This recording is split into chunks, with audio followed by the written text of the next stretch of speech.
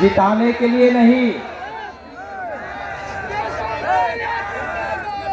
मैं उपेंद्र तिवारी जी को यहाँ जिताने के लिए नहीं, आप तो पहले जिता चुके हो। मैं तो विरोधियों की जमानत जब्त कराने के लिए आया हूँ।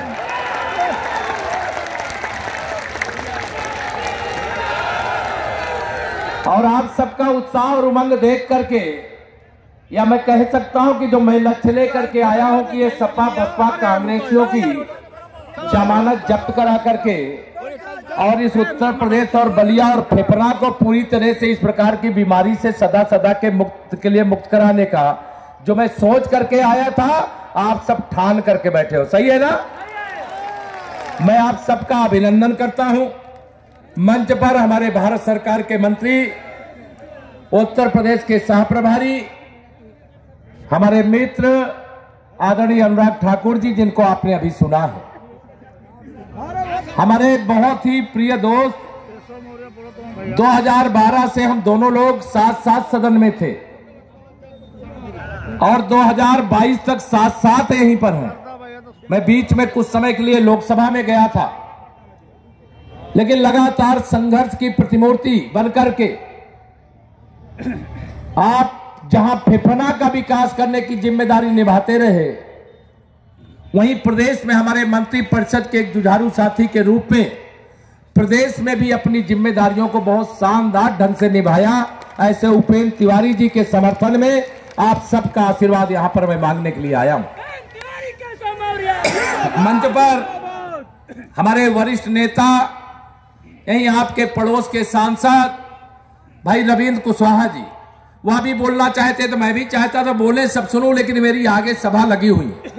इससे मैं बहुत सारे लोगों से निवेदन किया कि आप सब लोग फिर अपना बोलिएगा, मुझे आगे सभा में भी जाना है। इसलिए रविंद्र जी को मैंने निवेदन किया। आदरणीय सांसद नीरज शेखर जी, जिनको आपने सुना है, जिला अध्यक्ष आदरणीय जयप्रकाश साहू जी, मंच पर हमारे योगेंद्र राय जी, टुनटुन उपाध्याय जी, राजीव मोहन चौधरी जी, उपेंद्र पांडे जी, विजय प्रकाश वर्मा जी, पूर्व जिला पंचायत सदस्य विजय गुप्ता जी, मदन राजभर जी हमारे मंडल अध्यक्ष, मनोज सिंह जी मंडल अध्यक्ष, भारत राय जी मंडल अध्यक्ष, मोती चंद जी मंडल अध्यक्ष, सुशील चौरसिया जी और अन्य यहाँ पर उपस्थित मेरे सभी मंच पे वरिष्ठ नेता पदाधिकारी और सामने भी जो बैठे हैं, जितने मंच पे मेरे लिए आदरणीय हैं, उतने ही आप सब मंच के सामने बैठ करके जो सुनने आए हैं, मेरे लिए आप सब भी उतने ही आदरणीय और सम्मानीय हैं। इस भीड़ में बड़ी संख्या में मेरे पिता समान बड़े बुजुर्ग बैठे, माताएं बहनें बैठी हैं, सबके पास आ नहीं सकता। यहीं से सबके चरण छू करके प्रणाम करके कमल के फूल के लिए, उपेंद्र जी के लिए आप सबका आशीर्वाद मांगता हूं। मेरे नौजवान दोस्तों, कहा जाता है ना, जिस ओर जवानी चलती है उस ओर जमाना चलता है।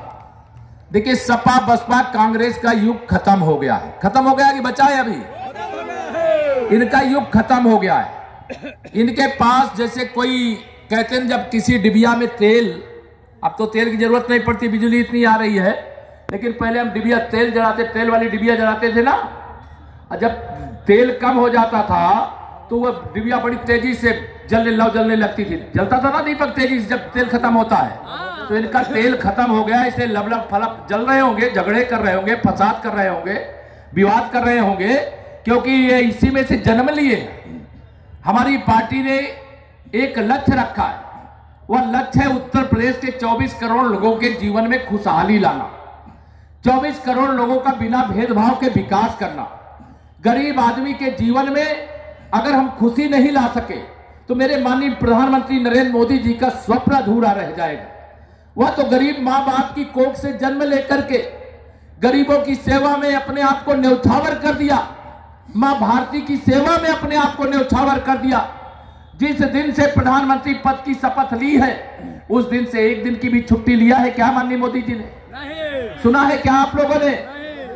और ऐसे तपस्वी देश के प्रदेश के विकास के लिए हमारे यूपी के ही काशी के सांसद, पूर्वांचल के सांसद हैं और देश के प्रधानमंत्री के पद पर बैठ करके हमारे प्रदेश का, देश का और प्रत्येक देशवासी का गौरव बढ़ाने का काम कर रहे हैं।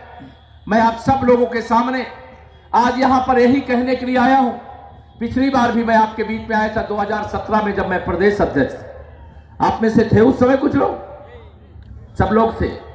आप लोगों ने मेरा मस्तक नहीं झुकने दिया था, और आज मैं फिर आपसे अपील करने के लिए आया हूं। अगर 5 साल में मैंने आप सबका कभी मस्तक नहीं झुकने दिया है, तो आप सबसे अपील करके जा रहा हूं, आप मेरा भी मस्तक मत झुकने देना। पूरी ताकत लगा करके प्रत्याशी उपेंद्र तिवारी जी को समझे बगैर कि आपका प्रत्याशी केशव प्रसाद मौर्य है, या समझ करके मेरे भाई उपेंद्र तिवारी जी को रिकॉर्ड मतों से विजयी बना देना, रिकॉर्ड वोटों से। जहां तक विकास की बात है, विकास के लिए मैं आपको भरोसा दिलाना चाहता हूं। अरे लखनऊ के खजाने की चाबी तो फिपना के पास है ही, लेकिन दिल्ली के खजाने से भी कुछ लाना होगा तो मैं और अनुराग भाई दोनों लोग मिलकर के माननीय प्रधानमंत्री जी से जो भी चाहेंगे लेकर के आएंगे, आप भरोसा रखना। इसलिए मैं आज जब आया तो मैंने कहा मैं वोट नहीं मांगूंगा, मैं तो वोट के रूप में आपसे कर्ज मांगूंगा, कर्ज। आप वोट के रूप में मुझे कर्ज दे दीजिए, ब्याज के साथ चुकता करने का काम विकास के माध्यम से कर देंगे। वैसे आपके विधायक जी इतने जुझारू हैं, इतना काम लेकर के आते हैं, जैसे अगर मान लो कि 100 करोड़ का काम दे दो फिपना के लिए, कहते हैं आप 100 करोड़ तो बहुत कम है, यहां तो 1000 करोड़ का काम चाहिए। अगर 1000 करोड़ का काम दे दो तो कहते 1000 करोड़ का काम कम है, यहां तो 5000 करोड़ का काम चाहिए। ऐसा क्षेत्र के प्रति दीवाना विधायक शायद ही कोई आपको मिलेगा। मैं ये बधाई देता हूं और आपको विश्वास दिलाता हूं, आप भरोसा रखना। 2017 से 2022 में जो आपने देखा है वो तो टेलर था, असली पिक्चर तो 10 मार्च 2022 के बाद दिखाने का काम करेंगे। उत्तर प्रदेश का विकास हमारी प्राथमिकता है। गुंडों से उत्तर प्रदेश को पूरी तरह से साफ सुथरा कर देना हमारी जिम्मेदारी है। गरीबों का जीवन को खुशी से भर देना हमारा संकल्प है। हमारे प्रधानमंत्री जी का, हमारे मुख्यमंत्री जी का संकल्प है। अरे जब तक गरीब सुखी नहीं होगा, हम सुखी हो ही नहीं सकते। जब तक मेरे किसान की आमदनी बढ़ नहीं जाती, हम चैन से बैठ ही नहीं सकते। आप सब भूलने के बहुत आदी हो, इसलिए मैं याद दिला रहा हूं। जाना 48 घंटे का जो समय है, याद करो 2017 से पहले कै घंटा बिजली मिलती थी? याद है कि भूल गए? 4 घंटा। अब कितना बिजली मिलती है? पहले बिजली आती नहीं थी, अब बिजली जाती नहीं है। यही अंतर है ना। पहले ट्रांसफार्मर जल जाए तो लगता नहीं था, अगर अब ट्रांसफार्मर जल जाए तो एक सूचना दे दो, विभाग वाले आके लगा करके चले जाते। यही अंतर हुआ है ना। पहले गुंडे, अपराधी और माफिया चाहे जहां जो खाली सपा का नारा, खाली प्लाट हमारा, यही होता था कि नहीं होता था? जहां देखो गुंडेगी के बल पर सपा का झंडा लगा करके सरकारी जमीन हो, गरीब की जमीन हो, किसान की जमीन हो, कब्जा कर लेते थे। अब जब खाली कराया जा रहा है तो बुलडोजर तो जमीन को खाली कराने के लिए चल रहा है, लेकिन श्री अखिलेश यादव जी और उनके पार्टी के हर नेता को लग रहा है कि अब बुलडोजर उनकी छाती पर चल रहा है। आप बताइए, अगर हमारी सरकार ने संकल्प लिया है कि 2017 से 22 तक माननीय प्रधानमंत्री जी के निर्देश पर हमने जो 43 लाख प्रदेश में प्रधानमंत्री आवास दिए हैं, अभी बहुत लोग बाकी हैं। अरे उनको भी घर देना चाहिए कि नहीं देना चाहिए? जिनको नहीं मिला है अब उनको घर देना है। उनके पास जमीन नहीं है तो जमीन कहां से लाएंगे? और जो माफियाओं ने कब्जा किया उसी को खाली करा करके वह जमीन गरीबों को पट्टा देंगे और वहां पर उनका मकान बनाने का काम करेंगे। सही है कि गलत है बताओ?